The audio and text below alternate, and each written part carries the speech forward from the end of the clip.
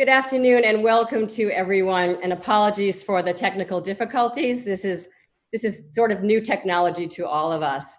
My name is Susan Lilas and I'm the Executive Vice President of the ICCF Group. We're a nonprofit organization which supports the leadership of the bipartisan International Conservation Caucus in the United States Senate and House of Representatives.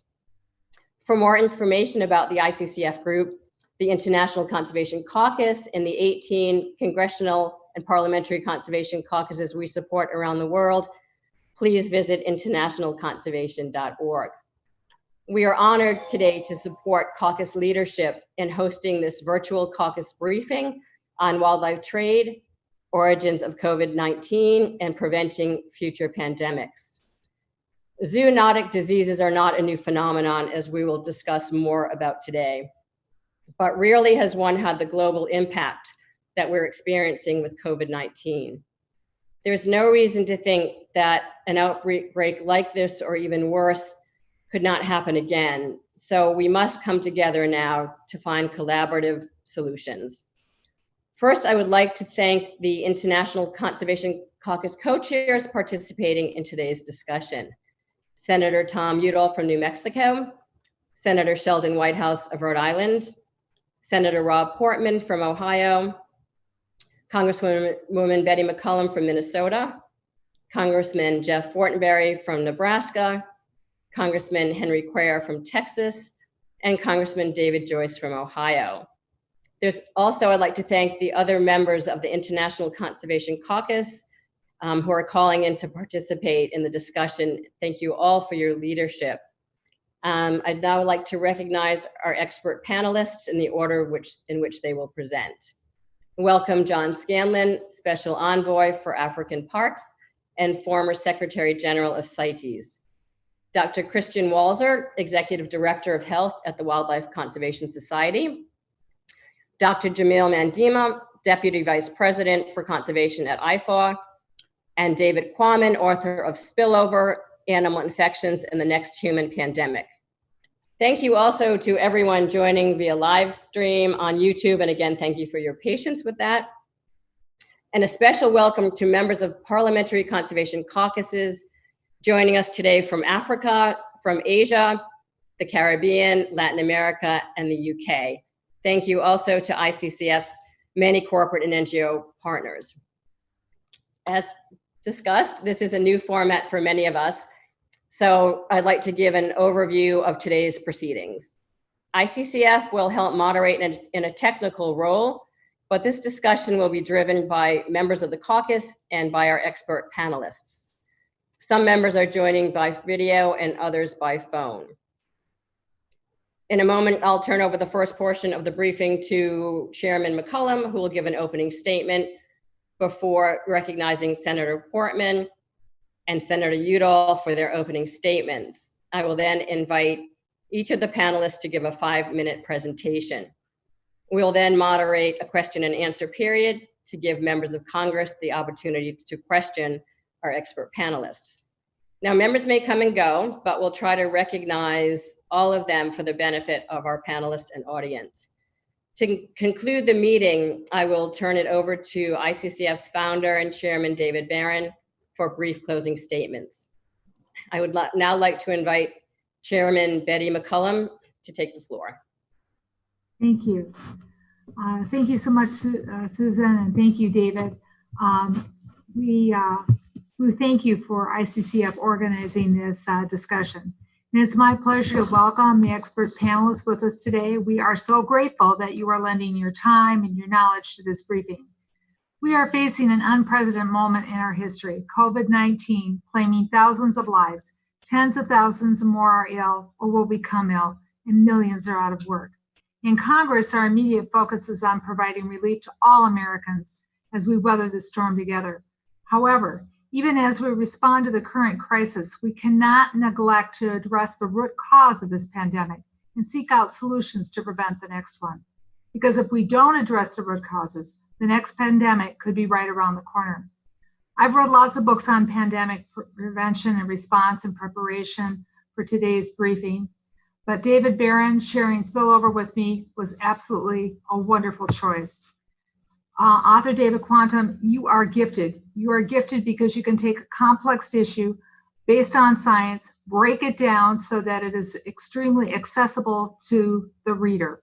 And that is so important that readers like myself can actually find a book on pandemics, a page turner at times. Early on in your book, you outline 3 aspects of human-wildlife interaction that make pandemics and their threat of them more prevalent in our world. The first one is modern mankind is disrupting ecosystems at an alarming pace.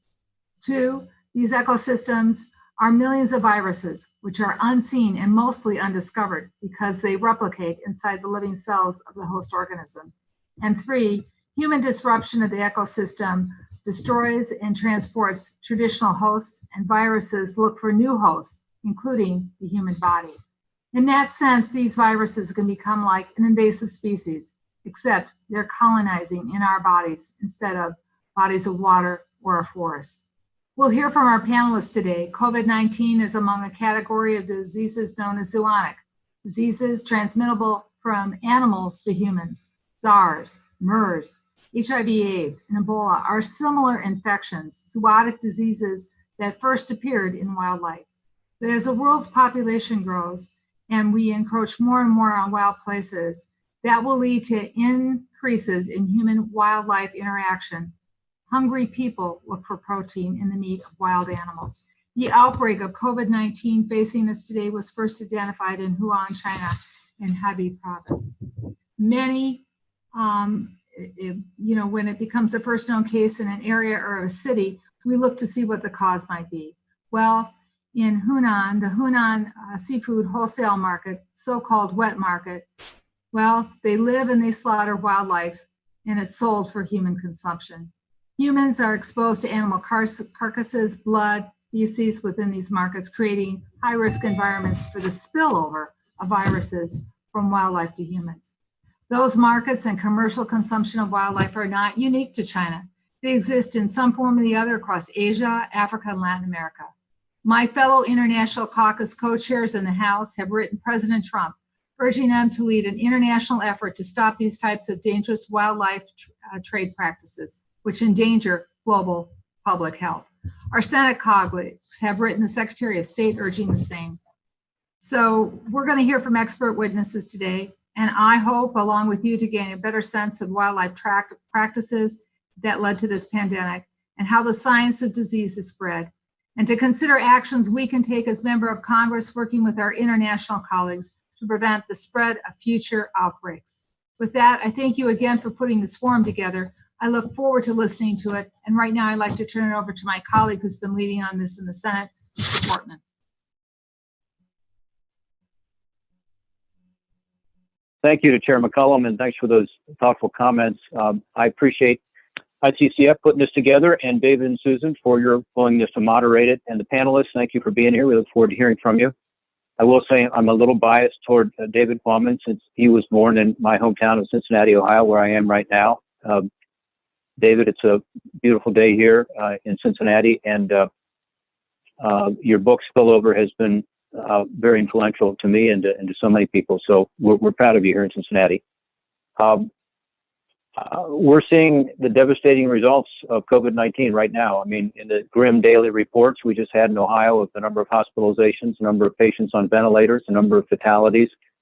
I think it's safe to say that every one of us on this call are working. I know the members and the staff are from Congress working very hard to try to combat this, provide resources to our healthcare workers on the front lines, relief to our families we represent, to the workers and the small businesses that are really suffering greatly from this. So it's been devastating. And so we want to know what the source is. We want to try to avoid it from happening again. I think some of the panelists today will talk about that, as I understand it. And all I can say is we all have a very strong interest in preventing an outbreak like this one from happening in the future. We don't know the exact origins of COVID-19. There are lots of different theories out there. I imagine we'll hear some of that today. What we do know is that it's a zoonotic disease. So it was transmitted from animals to humans. And I think it's very widely known now that this is a big issue. Again, in spillover, it's talked about, and frankly, we haven't been as attentive to it as we should have been. But these zoonotic diseases are very prevalent. They've caused millions of deaths and significant economic damage throughout the world. USAID now says that 70% of the new human infectious disease outbreaks originate from animals. 70%. Of course, this includes SARS, HIV, Ebola, malaria, yellow fever, and others. And as we'll hear today, this transmission of disease from animals to humans raises a lot of very tough questions about the relationship between humans and the natural environment. We talked a little about that already, about food safety and security, about food security in some of these developing countries, about the commercial trade in wildlife. The reports we have so far have indicated that COVID-19 may have originated from a wildlife market in Wuhan, China. We don't know that for sure, but that's what some of the reports are indicating. It came from somewhere, and specifically, the coronavirus we think originated from a bat, was transferred to a pangolin, and then transmitted to a human. As a lot of conservation groups have recently pointed out, by the way, the commercial trade in pangolins is very prevalent today, even though it's been listed on the highest level of protection under CITES since 2016. So I'm really pleased we have former CITES Secretary General Scanlan with us today. I look forward to hearing from you, sir, and hopefully you'll talk a little about how we can do a better job enforcing the CITES protections on wildlife, including pangolins. I know he will address this further, but obviously one way to reduce human contact with animals is to combat this illegal wildlife trade more broadly. Senator Coons and Senator Flake, I joined them in co-sponsoring what's called the End Wildlife Trafficking Act. It was signed into law back in 2016, and this is the legislation the State Department has used to develop a list of focus countries that are actively engaged in trafficking of threatened and endangered species. State and USAID are directed by the legislation to provide assistance to those focus countries to improve wildlife law enforcement and training. I look forward to working with Senator Coons, Senator Graham, and others in this caucus so that we can continue our efforts to combat wildlife trafficking and also use some of the same techniques we've used there to try to identify and prevent pathways that lead to transmission of zoonotic diseases from illegal wildlife trade and wet markets. So I think we have a foundation upon which to work. I think we're going to hear from Senator Udall in a moment here. Certainly he's been engaged in that too. In fact, he's also been engaged in providing funding for these as the co-author with me of the multi-species conservation funds that come out of the species stamp bill that we passed. That's used for trying to help stop the illegal trade of endangered species. In any case, we know for sure these zoonotic diseases can occur not just from exotic or endangered wildlife, but from common species like bats. So it's broader than just our endangered species. We also know that it's in situations where humans are interacting closely with wildlife and where wildlife is interacting closely with other wildlife, that the risk of these transmissions increases. It's certainly worse in some instances than others. Some of these wildlife markets, these wet markets, are entirely unsanitary. They're densely populated. They carry animals that are at higher risk of transmitting the disease. So not all markets are equal, which I think we'll hear about later today too. So as we move forward, I think we need to focus on the zoonotic transmission. We also, though, need to strike that right balance between reducing these risk factors while still recognizing the importance of food sources and food safety, including food sources and food safety that involve wildlife, especially for rural populations in Asia and Africa today. And I think we can find that balance. So again, I want to thank ICCF for putting this together. This is, as far as I know, one of the first remote caucus briefings that we have had, and I hope we'll have many more in the future. I think remote hearings and voting and the ability for members to convene when we cannot be in Washington are really important. And so the topic is critical here, but so is the format. If this works, perhaps we'll see more of these in the future, maybe even with some of our congressional committees. I certainly hope so. So thanks again, Susan. Thank you, David, and I look forward to hearing from our panelists today.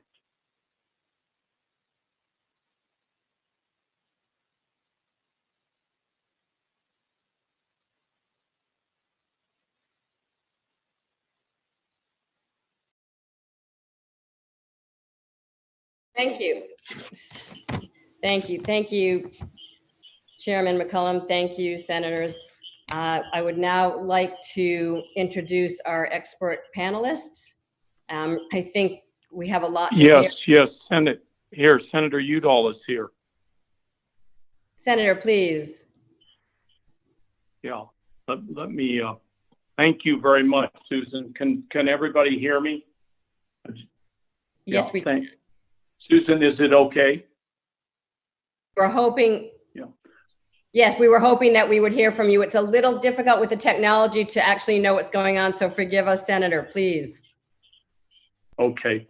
Well, let me first thank my fellow co-chairs. It's always great to share in whatever technological venue with Representative McCollum, with Rob Portman, who I always work closely with, and I know Senator Whitehouse, I heard his voice earlier there, and also Dave, the great appropriator, though, over there in the House. So, you know, holding a briefing like this completely online is a new arrangement, but the public health imperative of this pandemic demands immediate attention and action.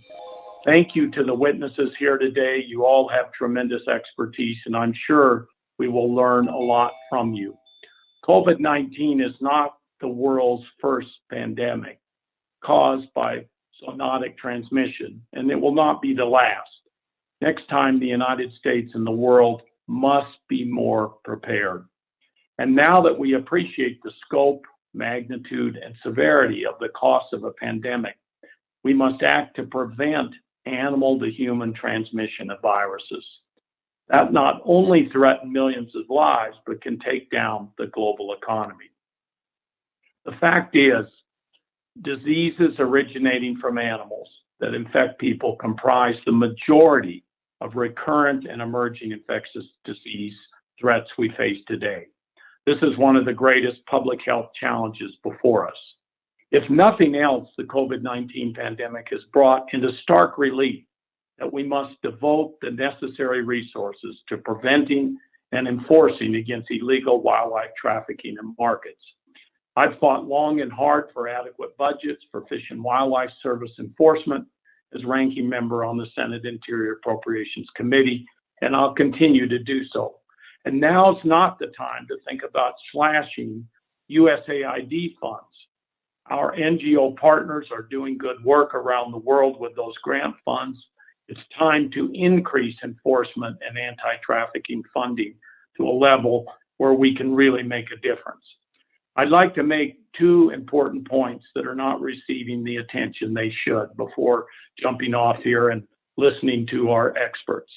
First, speaking as the Vice Chairman of the Senate Committee on Indian Affairs, any action Congress takes must protect the ability of Indigenous people around the world to feed themselves and their families and keep their cultural traditions alive. Traditional foods obtained through sustainable hunting and gathering are critical to supporting the health and cultural traditions of Indigenous peoples.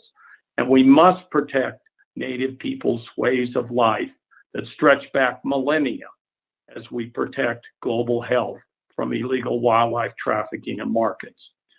Second, we must broaden the conversation beyond illegal wildlife trafficking to talk about stopping the wholesale destruction of nature. The science is clear that a major factor in the spread of zoonotic disease is the loss and fragmentation of wildlife habitat and populations, and bringing humans and urban populations into closer and more frequent contact with wild animals. The smaller and more compact the ecosystem, the easier zoonotic diseases spread. So yet again, the more we take care of nature, the more we take care of ourselves. I've sponsored Senate Resolution 372, the 30 by 30 resolution to save nature in the Senate. My New Mexico colleague, Representative Deb Haaland, has introduced the House version. The plan is straightforward. As an interim goal, we must save 30% of U.S. lands and waters by 2030. Our 30 by 30 resolution aligns with the international effort to protect 30% of the globe's natural world by 2020. And then we must work towards saving 50%. We need to save part to save the whole. But a strong and resilient natural world leads to a stronger and more resilient human population. Protecting nature protects humanity by giving wildlife space and helping prevent these diseases from migrating to people. Thank you again for convening. I hope today's briefing produces action items for Congress going forward. Look forward to hearing the experts. Thank you. Thank you, Senator Udall, Senator Portman, and Chairman McCollum for those very pertinent issues and perspectives.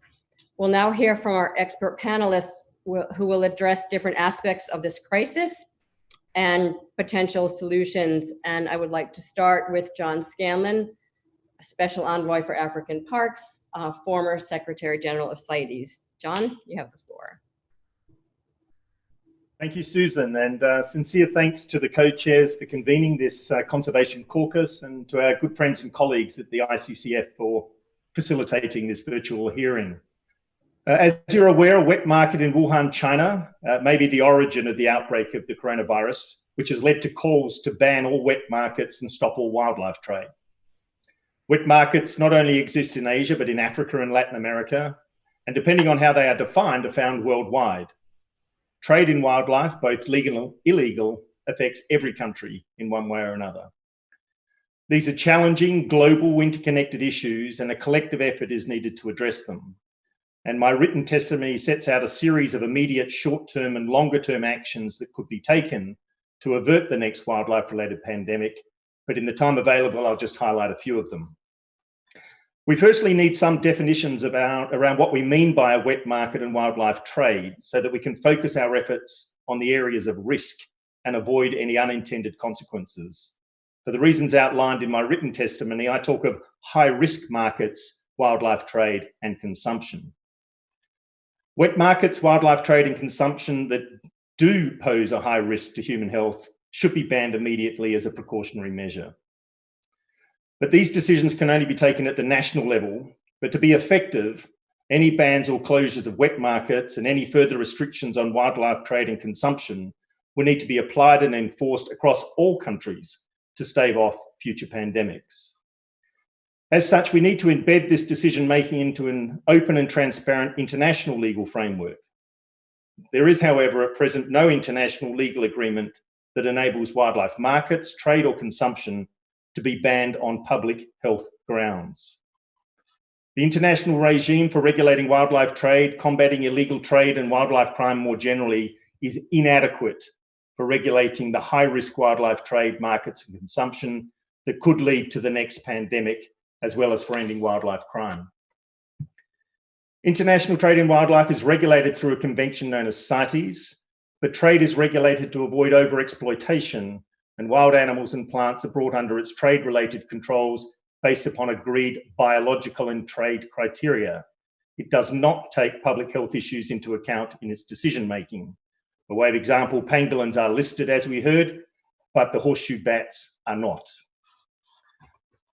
We've known for some time now that serious wildlife crime is organised and transnational, is fuelled by corruption, and has a devastating impact on wildlife, local communities, national economies, security, public health, and entire ecosystems. But this is now increasingly obvious.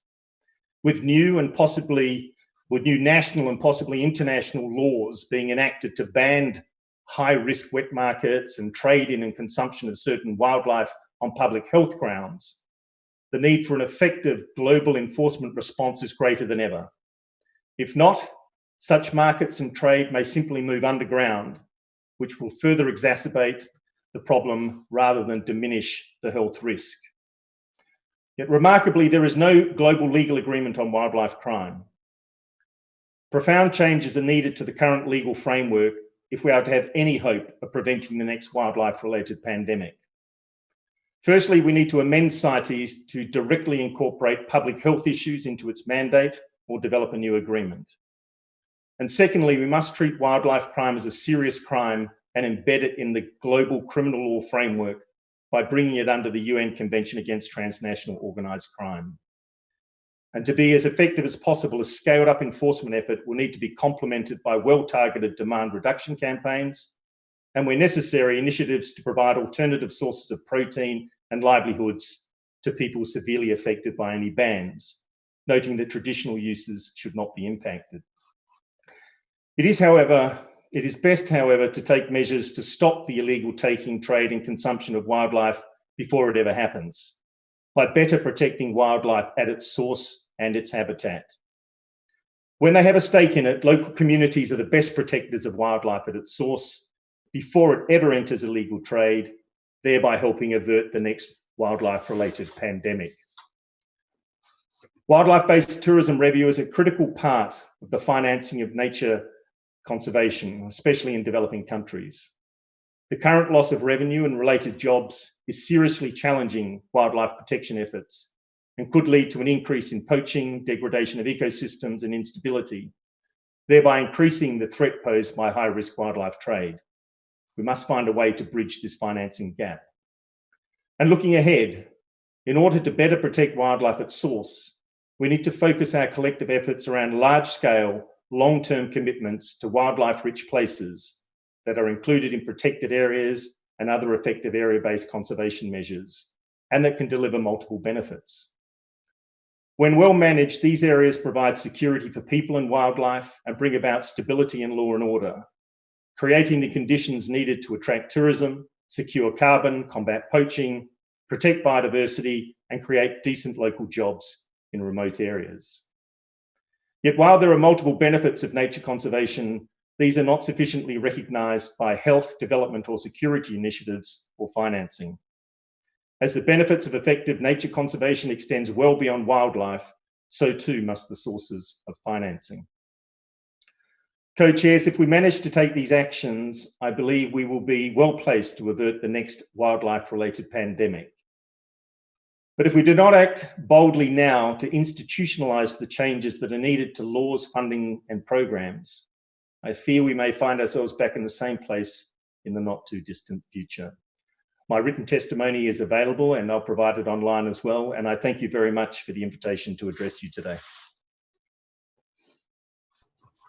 Many thanks, John, for that testimony. We look forward to asking you questions when all the panelists have spoken. So I'd now like to ask Dr. Christian Walzer from Wildlife Conservation Society to present next. Christian.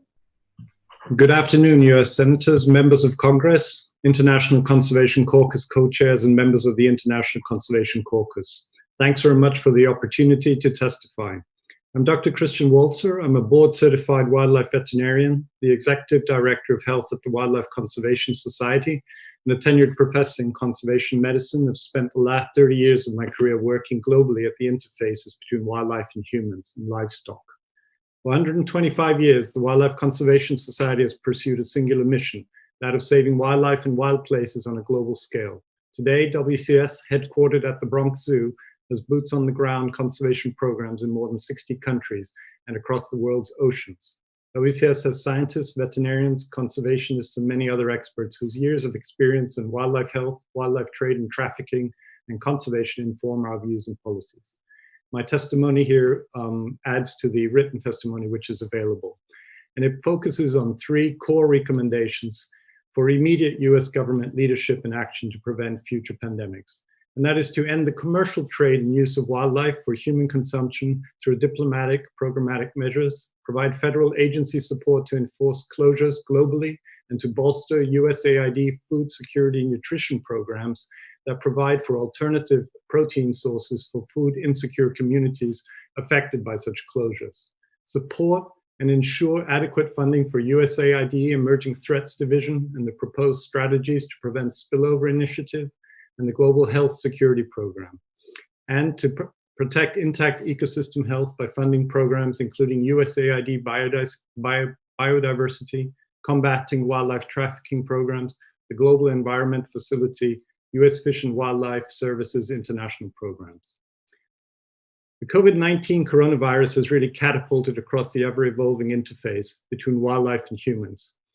What was immediately apparent was that the virus responsible for the outbreak had most likely originated in wild animals. It had spilled from its natural environment, an ancestral bat host, across the wildlife trading market, just as the virus responsible for SARS likely did in 2002.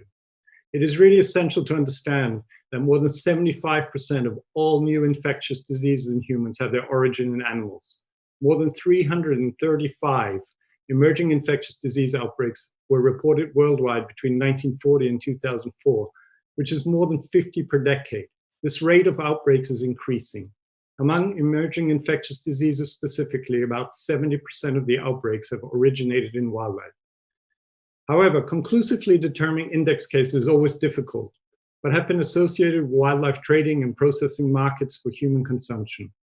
As I said, it is thought that the SARS coronavirus evolved and passed through civets from a bat host crossing the wildlife-human interface. But what is unknown at this point in time is where and how the SARS coronavirus too passed to humans. Populations of wild animals naturally carry a high diversity of potential zoonotic pathogens, especially where the diversity of host animals is higher, as it is in the world's tropics. Most diseases in wild animals remain very poorly studied, many pathogens remain unidentified, and many outbreaks are overlooked. It is estimated that there are some 1.6 million potential viruses in mammals and birds, of which some 700,000 could pose a future risk to human health. The commercial wildlife trade, be it legal or illegal, is always a high-risk entity. It is always risky. It involves the capture and transport and containment of wild animals, causing them stress, injury, sickness, and compromised immune systems. These wildlife markets constitute true cauldrons of contagion, and one could not design better conditions for the emergence of new diseases. Our recommendations do not pertain to the subsistence hunting by indigenous peoples and local communities for household consumption. It's no small task to predict which of the millions of unknown pathogens are going to become bad actors in the future. But our future health and economic security requires an immediate and permanent ban of the commercial collection, trade, and marketing of wildlife for human consumption. If this trade and large commercial markets for wildlife for human consumption continue unabated, then the risk for another pandemic will remain very high. I think the US government has an opportunity to lead at this time by helping to stop the commercial trade of wildlife, to increase and support zoonotic disease surveillance and foreign aid for nature protection and environmental protection, fund federal biodiversity programs that protect ecosystem intactness and halt habitat destruction. And it's important to remember, finally, that a pandemic is not a one-country problem, and solutions will arise when countries band together to change the root causes. If strong and decisive action is not taken, COVID-19 will not be the last of our pandemics. Thank you. Thank you, Christian, very much for that perspective. Absolutely, I think we're all going to be in agreement, if we're not already, that this is a global response that's necessary.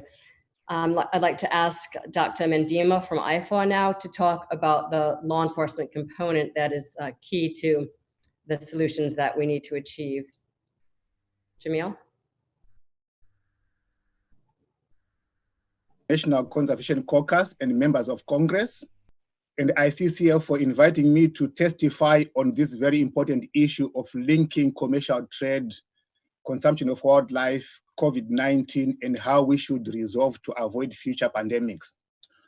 I'll focus my testimony on importance of role of law enforcement in protecting against future pandemics. The men and women that are in the front lines are day in, day out protecting the very resources that are a global heritage. And it is important for us to ensure that we continue to provide that support even in this day and age when we are dealing with the pandemic. I want to just highlight some of the incoming information from the field, the global south, where most of these resources are. We are already seeing, as a result of COVID-19, reduced revenue sources as a result of tourism closures. The Victoria Falls, shared by Zambia and Zimbabwe, is closed, and that's a World Heritage Site that is a cash cow to support conservation needs. Zambia government has already pointed to an estimated $90 million reduction in their revenue flows that support law enforcement. Kenya in East Africa has also focused on a reduction of 98.5% of revenue. Zimbabwe 90%, and many other countries are doing the same. Ladies and gentlemen, this in itself is going to have a negative impact on how we can secure the resources and be able to do counter-poaching, counter-trafficking. And it is key that as we talk of COVID-19, we address the root causes. How did we end up in getting viruses jump from wildlife to people? And I did capture a lot of details on that in my written submission. In this day and age where we are seeing social distancing happening in all countries, it means that the informal sector is no longer able to actually subsist on the trading they do all the time, and they are likely to turn to other ways of surviving to put food on the table, which could also escalate poaching as well as trafficking. Some of the issues we are already hearing is around poisoning of elephants in wildlife reserves using cyanide, and we know when that happens, it also kills and destroys the entire food chain. We need, therefore, to continue to ramp up our efforts to support law enforcement, the men and women on the ground working with communities. The root causes are all around ecosystem health, and we have ourselves as humanity destroyed this resource, and we need to really do something and agree on a package deal to make sure that we have a plan that can stop this as a global intervention. I want to highlight a few on-the-ground work that IFO is doing in Malawi, Zambia, Transfrontier area, where with support from USAID, we have been able to promote inter-agency collaboration for counter-poaching, to also deal with human-wildlife conflict using technology, and to train rapid response units that are able to respond quickly and foster trust between two countries that are managing a very critical habitat, which is the essence of sustainable landscapes and biodiversity conservation. We are also ensuring in our work in Malawi and Zambia that communities are actively involved. And even in this time of COVID-19, our rangers are helping to support and supply some of the clinics with materials to stay clean and to promote sanitation. We are looking at how this has actually brought a lot of changes since 2015, when we have seen more convictions and prosecutions of criminals because of the ability for us to ramp up law enforcement. Now, a lot of what we are doing across these sites is because of the leadership that the US government continues to provide. And I want to give a shout out and really ask you as leaders to continue to promote more investments by US government. Through USAID, the State Department of Wildlife Trafficking Programs, and the Office of Law Enforcement, the US Fish and Wildlife Service, they are collectively able to build capacity across the world and allowing us to be able to really deal with law enforcement effectively. Some of the low-hanging results as a result of this support are how we have been able to set up forensic laboratories to ensure that the evidence gathered can end up getting the syndicates of criminals busted and allow us to protect the very resources that are now being traded, ending up in wet markets and causing this jump to create pandemics. As I conclude, I do want to highlight that it is key for us to continue to ramp up law enforcement at all levels, making sure that we are preventing future pandemics of zoonotic origins. Enforcement in itself, though, cannot exist in a vacuum, and we must take the necessary steps to deal with the root causes of wildlife crime, including poverty alleviation, food insecurity, and reducing the demand for illegal products in the market areas. Let us all team up together to invest in sustainable landscapes and biodiversity conservation. And in this way, our responsible way of dealing with holistic, transformational, and comprehensive interventions will allow us to prevent future pandemics.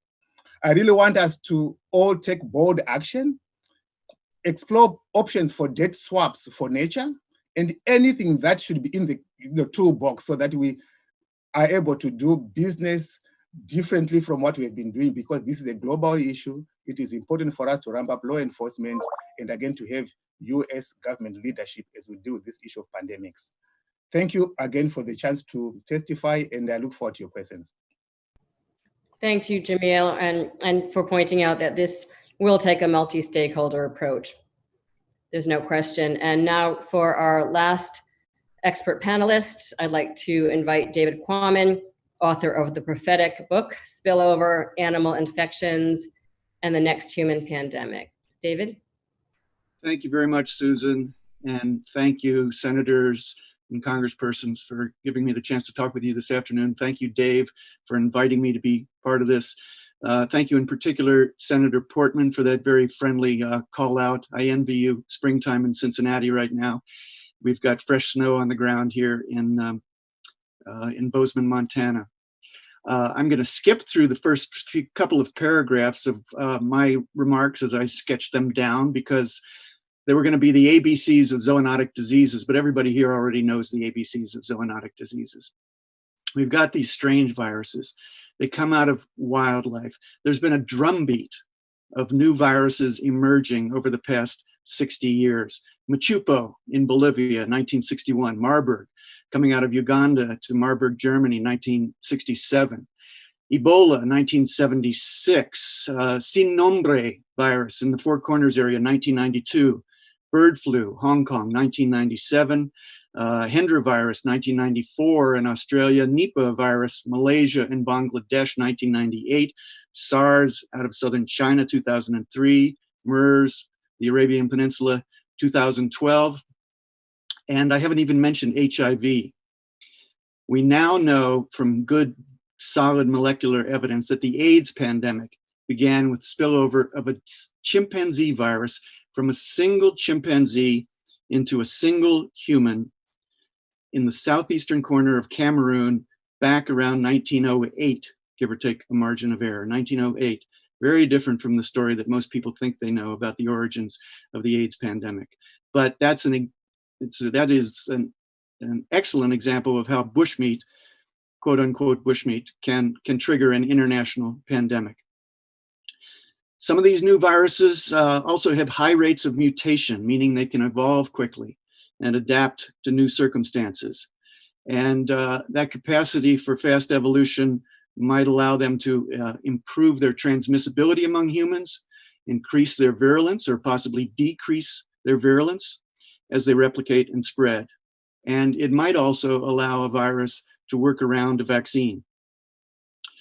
So which viruses have that sort of intrinsic evolvability, that capacity to evolve quickly? Among the groups at the top of the list are the influenza viruses and the coronaviruses. And scientists have been saying that for decades, and I and others have been trying to amplify what they were saying. The animal in which these deadly viruses live inconspicuously over time without causing symptoms is known as the reservoir host. And that might be a rodent, might be a monkey, might be a bird. In a lot of the cases we've been hearing about, of course, it's a bat, one or more species of bat. Hendra virus in Australia, bats. Nipah virus in Bangladesh, bats. Marburg virus in East Africa, bats before it went into the monkeys that went to Germany. The SARS virus, bats. And now again with this new coronavirus. I could talk about why bats, but I'll skip over that for the sake of brevity. There are complicated but very solid answers to why bats seem to be overly represented as reservoir hosts. There are also the amplifier hosts. If a virus spills over from its reservoir host into another form of animal and replicates there, and from that animal passes into humans, might be a pig, might be a horse, might be a pangolin, might be a palm civet, then we call that an amplifier host. The consequence of all this, we all know, is obvious. The capture and killing of wild animals for food or for any other reason brings humans into potentially close contact with this great diversity of viruses that live in our wildlife. And that's especially true when the capturing or the killing is done in highly diverse ecosystems where there are more kinds of viruses. These viruses don't want to infect humans. Viruses have no wishes, no desires. They have no malicious intent. They simply follow the basic Darwinian imperative. When opportunity presents, reproductive instinct will cause this living creature and that living creature to seize opportunity. By increasing your numbers, if you're that creature, by extending your existence as much as possible through space and time. And evolution by natural selection will help you find ways to succeed. There are 7.7 billion of us humans on this planet right now. For a virus, we are habitat. We are opportunity. And in fact, for a virus, infecting humans is the ultimate opportunity. I'll end by saying that in my view, in purely Darwinian terms, the most successful viruses on Earth right now are HIV-1 and SARS-CoV-2. Again, thank you, and I'll be happy to answer questions. Thank you very much, David. I know we have a number of members on the call still and eager to ask questions of the panelists. I'm going to go, and again, please forgive us. It's not, it's a little challenging to know for sure who is still on, but we will do our best. And I would like to request, first of all, I'm going to list the co-chairs of the International Conservation Caucus and give them the opportunity to ask questions. I'm being given notes that I believe that Senators Portman, Udall, and Whitehouse, and Congressman Fortenberry and Congressman Joyce are on. So in that order, I will ask Senator Portman if you would like to ask a question. Senator.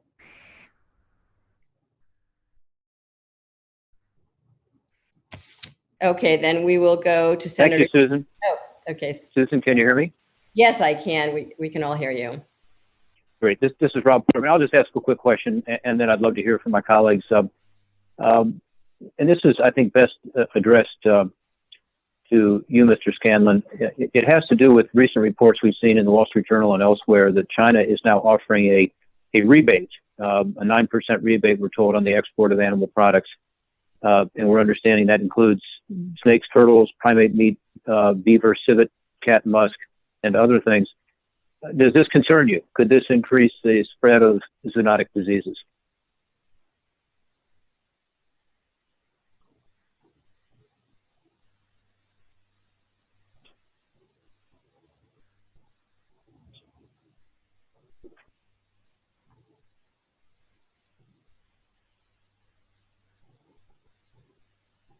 I think we might need to make sure that David is not muted.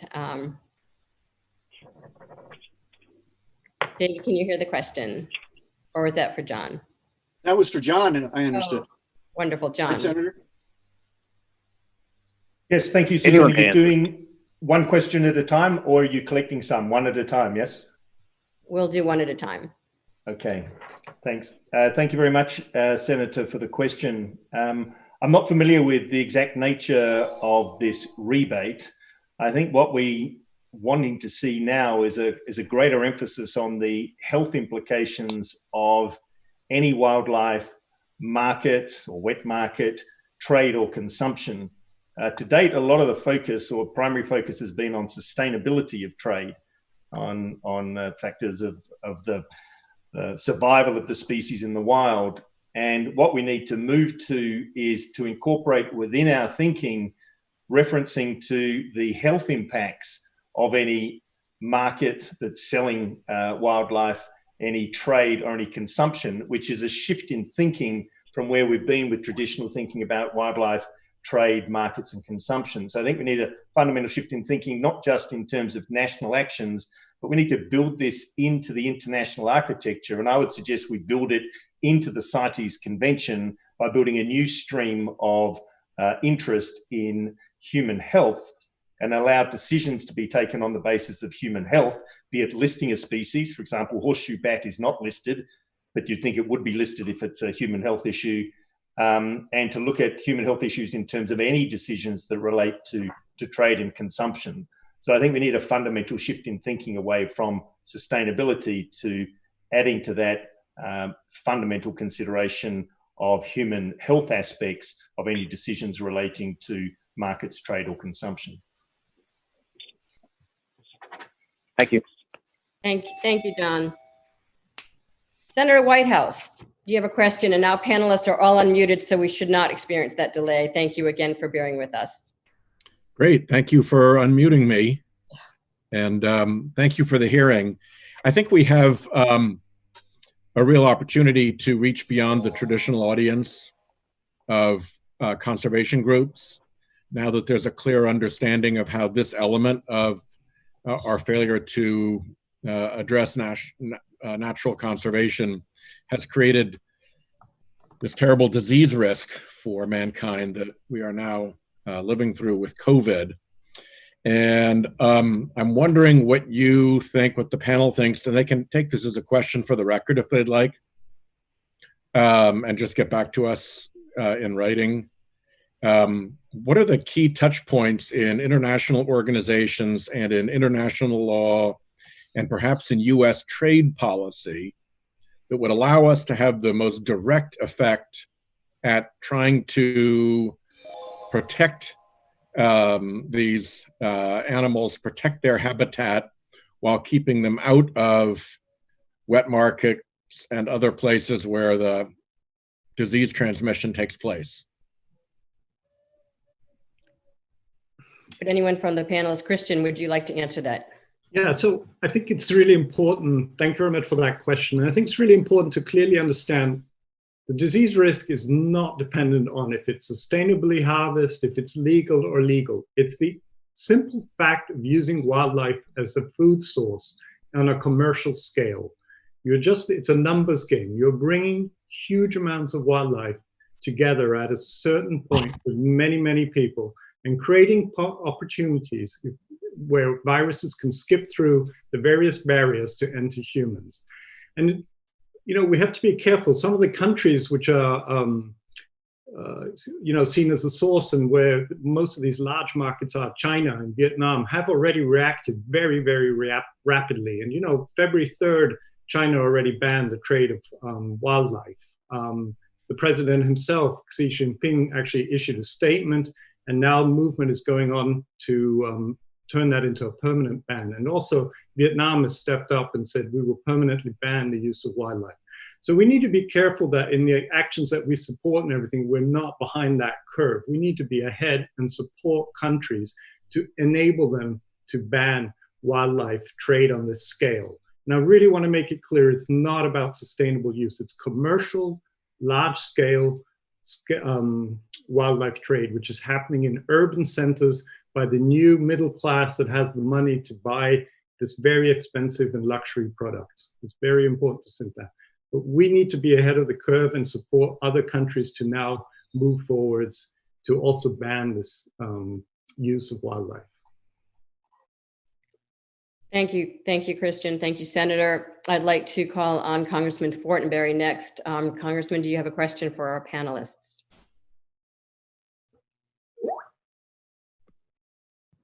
Thank you, Susan. I appreciate it. I'm going to turn on my video here since I'm proud of my background, as we talked about earlier. I'm actually in my office in Lincoln, Nebraska, and this is a canvas painting that I think is very appropriate for the occasion. Anyway, thank you very much for holding this hearing and all of our experts, panelists, for the deep dive here on the dynamics of this, the origins of this disease, and using this real moment of international, national trauma.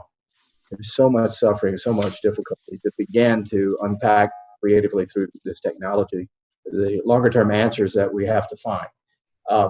Both Senator Portman and Senator Whitehouse touched on some key considerations here. One might be the silver lining in that this pandemic is going to rapidly elevate and hopefully deepen and sensitize us all that we live in an ecosystem where what we do economically, what we do in terms of development affects things. These aren't isolated types of movements any longer between inside of nations, but the reality of how we affect one another in terms of our production, in terms of our trade, in terms of our national integrity and the systems that we set up. Hopefully this pandemic, again, allows an elevation of consciousness to understand that what we do affects one another, our food, our health and well-being, our own deep sense of security where we live, even though this originated far, far away. So, and I do think it correlates or aligns with the deepening human awareness that the ideals, the imaginative possibilities of conservation, of protecting pristine ecosystems, of creating enhanced biodiversity, of appropriately using the resources we have, but moving away from just an extractive type of economic base where we take and we make and we waste to one that's regenerative, is also going to maybe be unpacked after the great suffering that has been caused here. So I'm sorry to editorialize a little bit. I keep in the midst of trying to deal with constituents who have lost jobs, businesses who are on the edge, a healthcare system that we don't want to see overrun by this pandemic. I'm in a certain way having to resist the temptation to project out and unpack what are the policy measures moving forward after this. And it does, I think, it creates a possibility of some real realignment, both in trade and national security, how we think about authentic relations with other countries, and again, this interconnectedness in one large ecosystem. With that said, I was texting with someone who was watching the hearing and wanted to raise the possibility that we very readily assign the source of this pandemic to the wet market, animal to human transfer. There is some consideration that this might have been leakage. The biology of this might have been leakage out of a laboratory in China.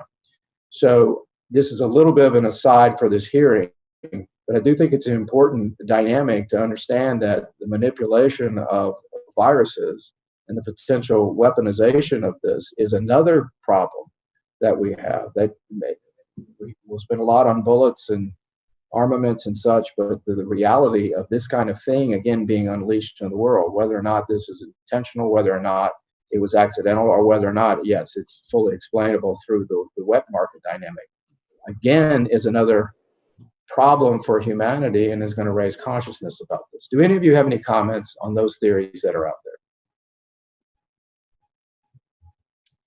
Congressman, yes, I'd like to jump in there, and it's a very good point that you raise.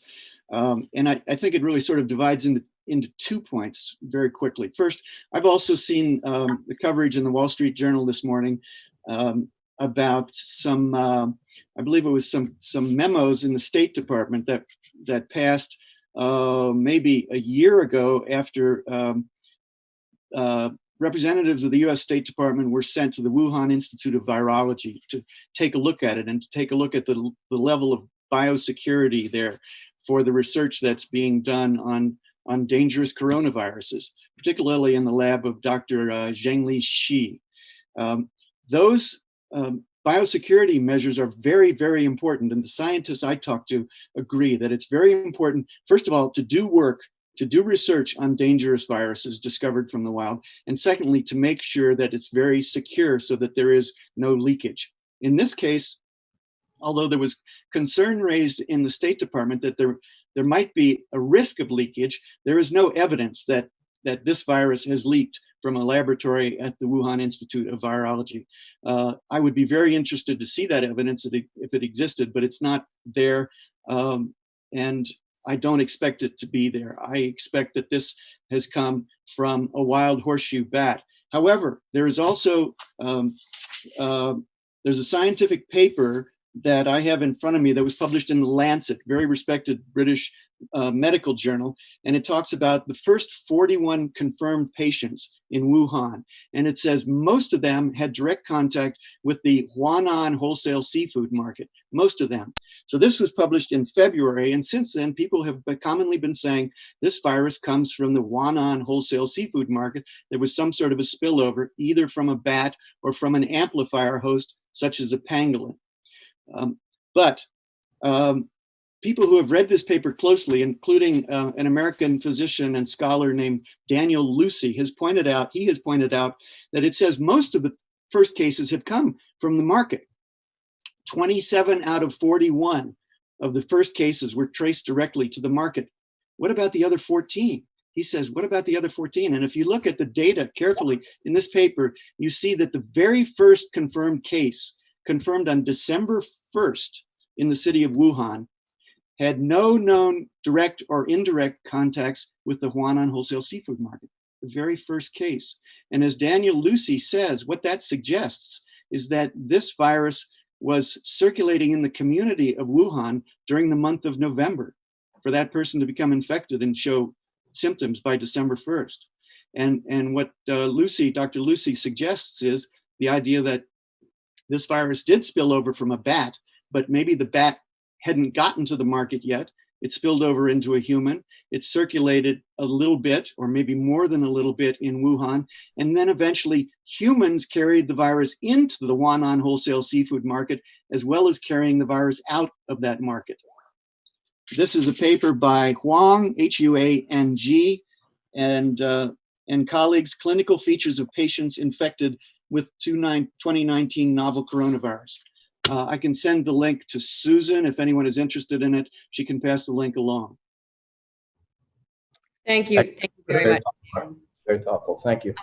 Could I add to that, please? There's just one other really important point, which was not answered by David. Thanks very much, David. That was a very comprehensive and great answer, and I agree absolutely with you. But also, I just want to make one thing really clear. There's absolutely no evidence to suggest that the virus was created in the lab, and that has been published on the 17th of March by our colleagues Anderson and others in Nature, which is it's a very comprehensive review. I'm happy to share that with you anytime. And the other thing I also want to align, which is not sort of got lost a little bit, unfortunately, the animals were removed from the market very, very quickly. And I think most people would have done that, and they were not sampled. So we don't know, and we're going to have a lot of difficulty working out where the virus came from and where it transitioned from. That's for sure. But one thing is clear: they took some 500 environmental samples in that market, and 33 of those were positive. And of those 33, 31 came from the western part of the market, which is that part where the wildlife was housed. So on a precautionary principle, I'm certainly not going to start following all kinds of other theories when I do have a strong signal coming out of that wildlife market corner of the big market. So I think we need to be careful, and we need to really be, this is really an infodemic. So much information is getting out there which has no basis in fact. We need to be careful and evaluate carefully on a precautionary principle how we move forward. Thank you. Thank you, Christian. Thank you, Congressman. David Barron, I believe you want to say something, and we also have Congressman Cuellar and Congressman Joyce.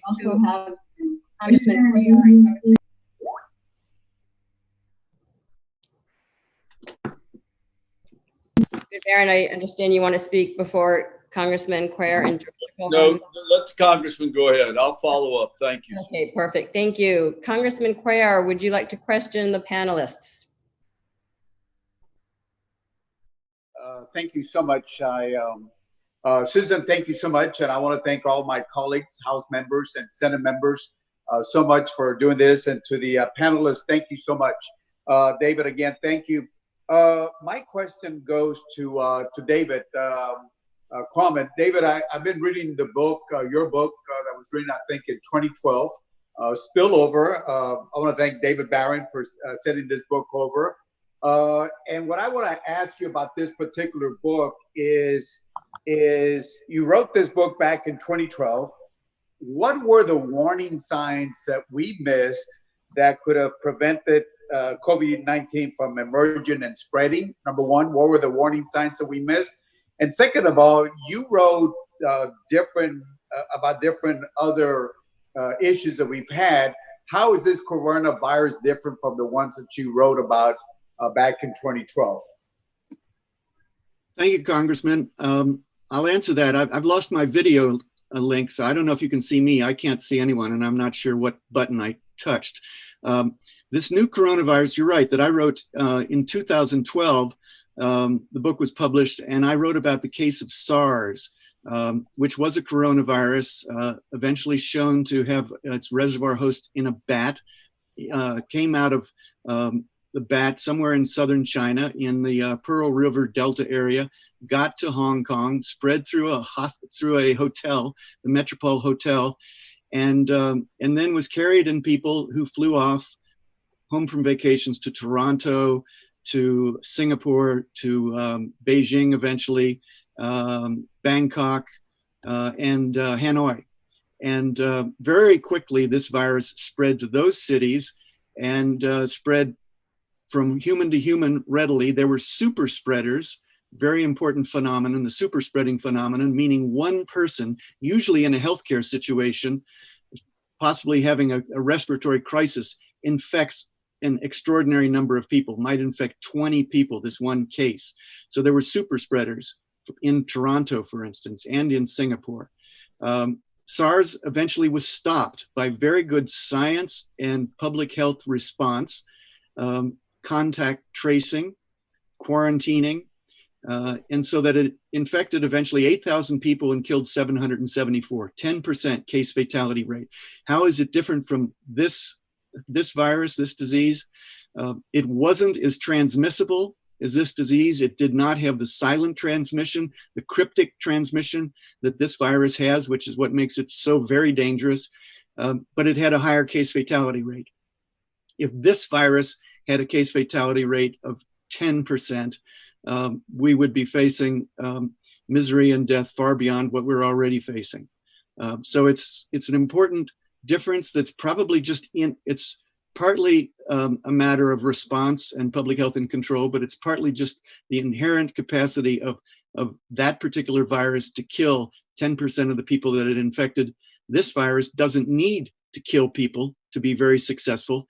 It's spreading around the world quite competently as it is. Thank you. Thank you very much, Congressman Cuellar.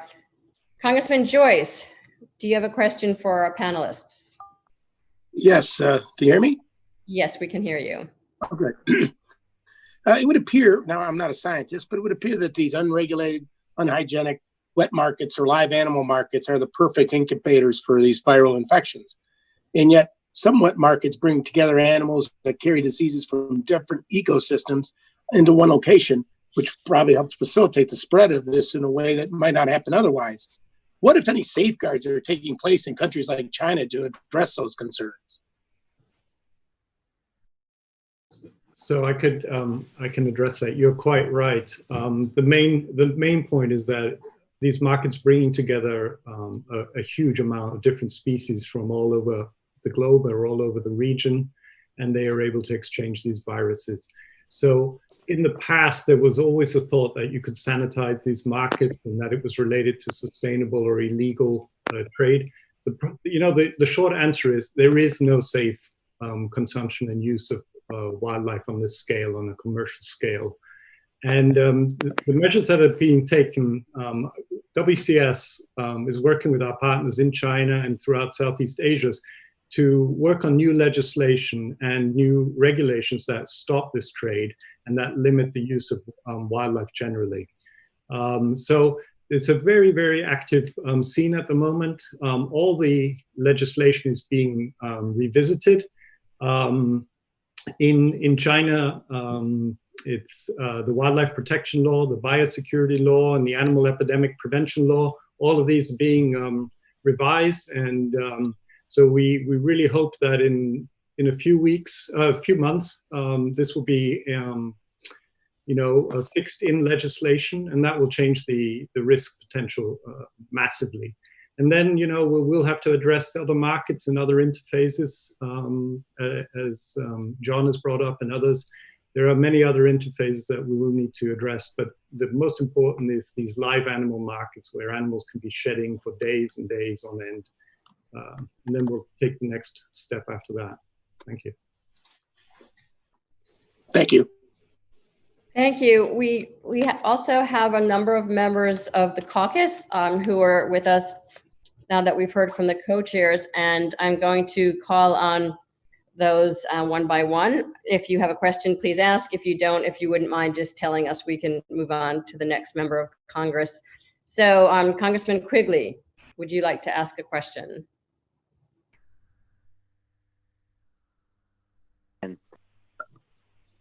Thanks, and I appreciate your participation today.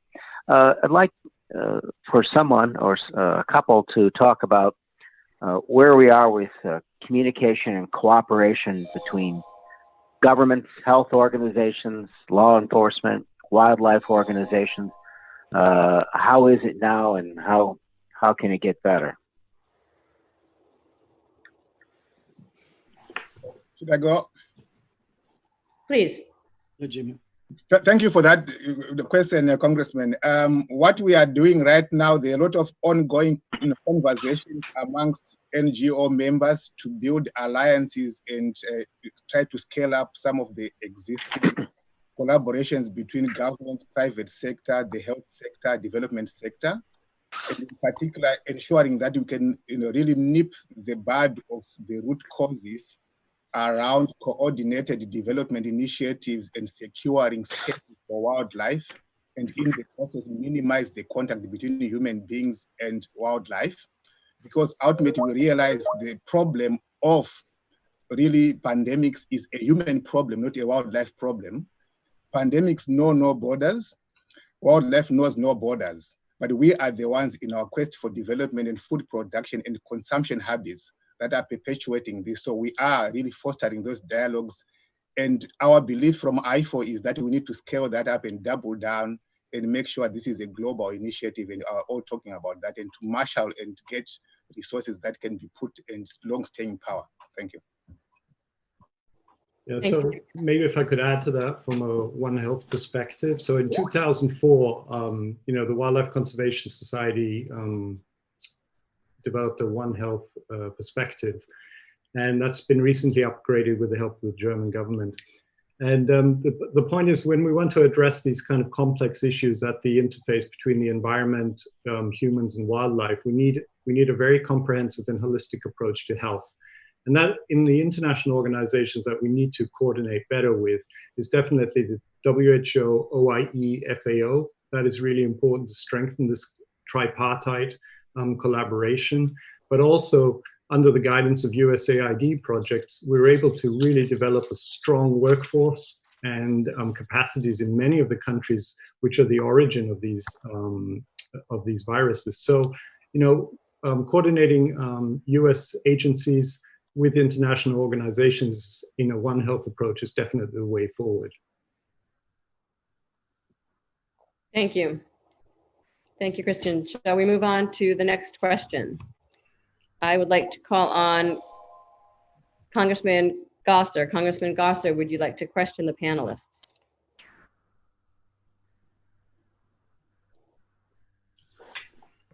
Congressman, are you still with us? Okay, then I'm going to move on. Congressman Garamendi. Garamendi, are you still on, and would you like to question the panelists?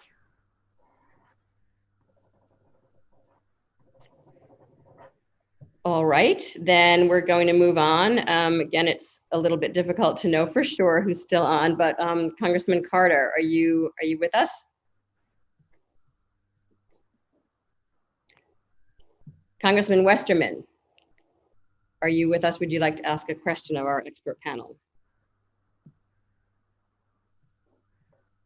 I'm here and I would like to ask a question. Can you hear me okay? Yes, we can, please.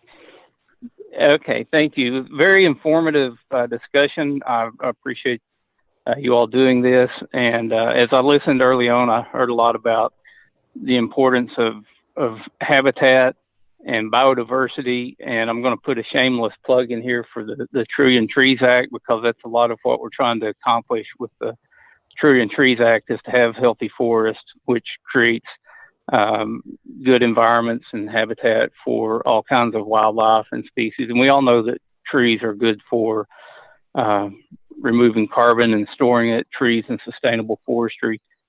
But they also provide clean water and wildlife habitat, and I don't think we tell that story often enough. So I'm hoping we can incorporate some of these great ideas into the Trillion Trees Act work that we're doing. But as we look at this policy, one concern that I have is if we put regulations in place, and if it happens around the world and the demand is still there for the illegal trade of wildlife, then we have something that's unregulated and it's illegal, and it seems like you could grow a larger black market there and maybe even make the problem worse. So how do we balance the policy and get the results that we want to reduce the amount of this wildlife consumption.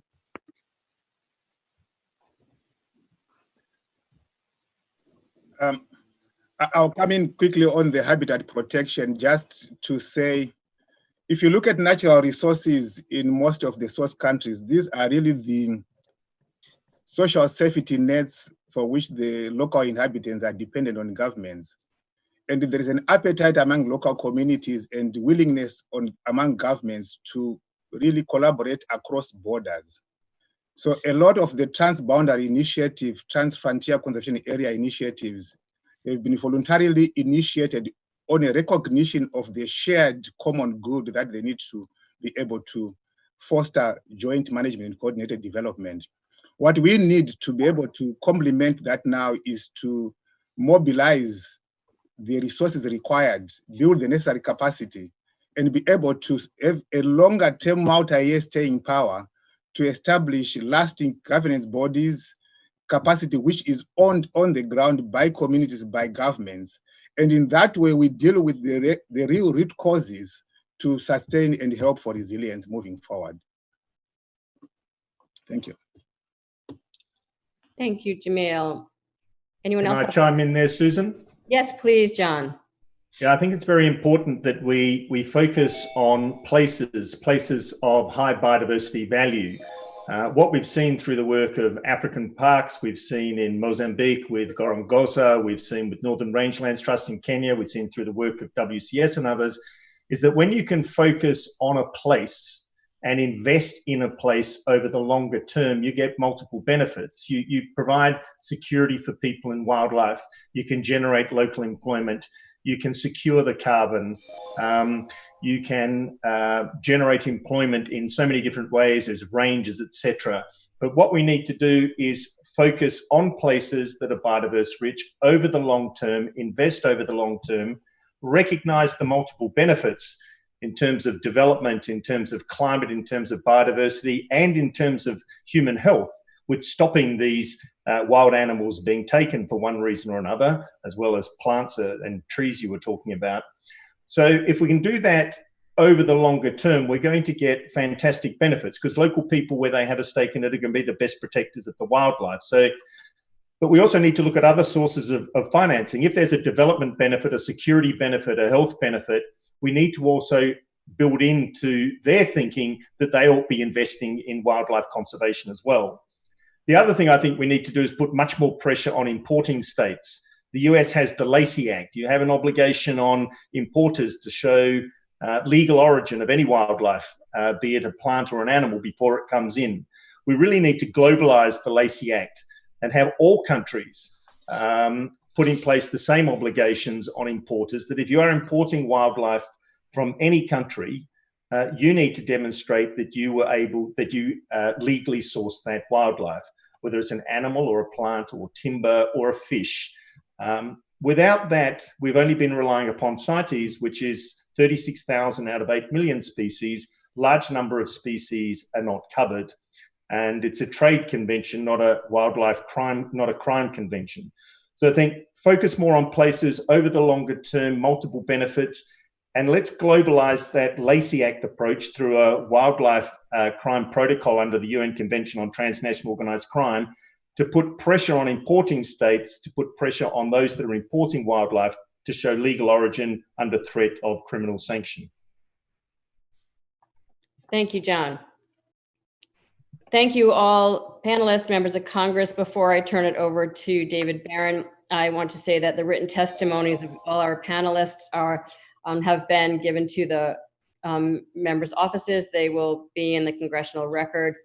I think this conversation is really just beginning, but I think we've all learned quite a bit today, and we've been given some actions to take forward. So, David, I'd like to turn it over to you to close. Good. Can you hear me? Yes. Thanks. Thanks to our ICCF team. The folks worked real hard on this. Our panelists, we hit a home run with all four of you. Thanks so much. Our co-chairs, y'all are always there. Wonderful. The other members, lot of members signed in and out during the course of the day. I think we had about 20 members of Congress today. It's always exciting to see the Democrats and the Republicans, the conservatives and the liberals in the House and the Senate working together. It's pretty damn rare these days, but our leadership works so well together on these issues that we're all committed to U.S. standing tall in the world, but also encouraging our allies in other countries to stand up and take the lead. So thank you all. There's a lot of work to be done. This is sort of the beginning. We will help consolidate a lot of these recommendations and back them up with good factual documentation and be assisting the leadership in the House and the Senate in deciding what we can do, ideally immediately, in the context of this immediate pandemic, the crisis, ideally with funding in the fourth round, we hope, but far beyond that, in passing legislation in parliaments around the world, in enforcing laws, and providing alternative resources to the people who are dependent on their natural resources for their survival, and all of the other benefits to the humans who live with wildlife, clean water and clean air, and the opportunity to have good governance and natural security, as well as the national security that's so important. Thank you. We will be in touch, and we'll be following up quickly. To the wider audience, we hope you'll join us for our next briefing. Thank you. Thank you, David. Signing off now to everyone. Stay well and stay healthy. Goodbye now. No, we need to ask Sam. Okay.